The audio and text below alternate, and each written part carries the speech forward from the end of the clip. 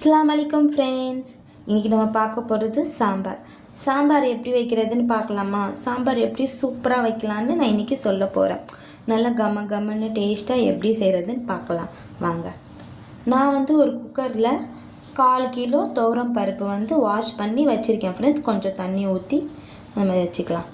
அப்புறம் ஒரு பச்சை மிளகாய் 2ஆக கட் பண்ணியிருக்கேன். 4 பல்லு பூண்டு, அப்புறம் வெங்காயம் இந்த மாதிரி சைஸில் வெங்காயம் நான் கட் பண்ணி வச்சுக்கிட்டேன். 3 வெங்காயம், பெரிய வெங்காயம், ஓகேங்களா? அப்புறம் பழம் தக்காளி 4 இந்த மாதிரி கட் பண்ணி வச்சுக்கிட்டேன் ஃப்ரெண்ட்ஸ். அதே மாதிரி சைஸில், கொஞ்சம் மீடியம் சைஸில்.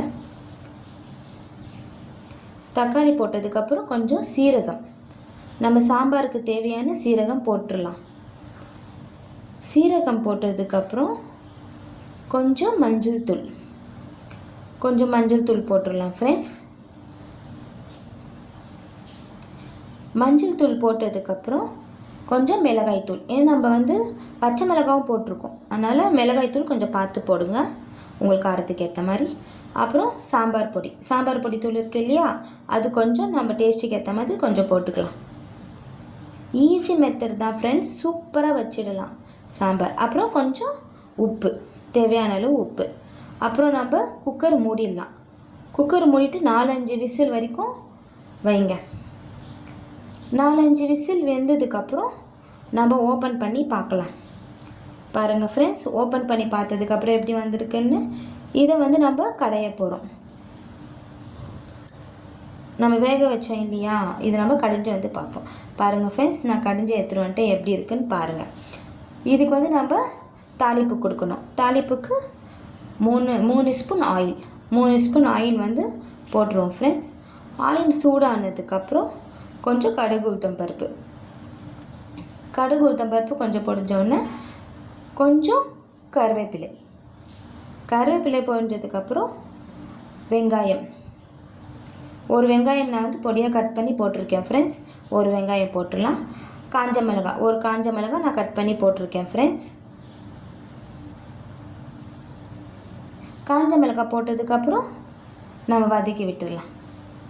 கொஞ்சம் வதக்கினதுக்கப்புறம் உப்பு எதுக்குன்னா, வெங்காயம் போட்டிருக்கோம் இல்லையா, உப்பு போட்டால் சீக்கிரம் வெந்துடும், அதனால் போட்டிருக்கோம் ஃப்ரெண்ட்ஸ். ஈஸி மெத்தட் தான் ஃப்ரெண்ட்ஸ், இது ரொம்ப ஈஸி சாம்பார் வைக்கிறது. அப்புறம் தாளிச்சிடலாம். இந்த மாதிரி நீங்கள் வச்சிங்கன்னா பிகினர்ஸ் கூட ஈஸியாக இருக்கும். எப்படி செஞ்சீங்கன்னு கேட்பாங்க, சூப்பராக இருக்கும். இந்த மாதிரி செஞ்சு பாருங்கள் ஃப்ரெண்ட்ஸ், ரொம்ப ஈஸி ஃப்ரெண்ட்ஸ் இந்த மாதிரி செய்கிறது. பாருங்கள், பார்க்கவே மணமணமாக இருக்குது, செம்ம சூப்பராக இருக்குது ஃப்ரெண்ட்ஸ். நீங்களும் இதே மாதிரி ட்ரை பண்ணி பாருங்கள், சூப்பராக இருக்குன்னு சொல்லுவாங்க. பார்க்கவே பாருங்கள் எவ்வளோ அழகாக இருக்குதுன்னு. நான் திக்காக வச்சுருக்கேன் சாம்பார். எவ்வளோ டேஸ்ட்டாக இருக்குது தெரியுமா இந்த சாம்பார், சூப்பராக இருக்குது. நான் இதுக்கு முன்னாடியே செஞ்சுருக்கேன், அவ்வளோ அருமையாக டேஸ்ட்டாக இருக்கும் இந்த சாம்பார். நீங்கள் செஞ்சு பாருங்கள் ஃப்ரெண்ட்ஸ். செஞ்சு பார்த்துட்டு கமெண்ட்டில் எப்படி இருக்குன்னு சொல்லுங்கள். நான் ரொம்ப ஈஸியாக சொல்லி கொடுத்துருக்கேன் ஃப்ரெண்ட்ஸ், சூப்பராக இருக்கும் இந்த சாம்பார். நீங்கள் செஞ்சு பாருங்கள், எவ்வளோ நல்லா இருக்குது பாருங்கள் சாம்பார். அப்புறம் கொஞ்சம் கொத்தமல்லி போட்டுடலாம் ஃப்ரெண்ட்ஸ். கொத்தமல்லி போட்டு ஒரு 5 நிமிஷம் வேக விடலாம்.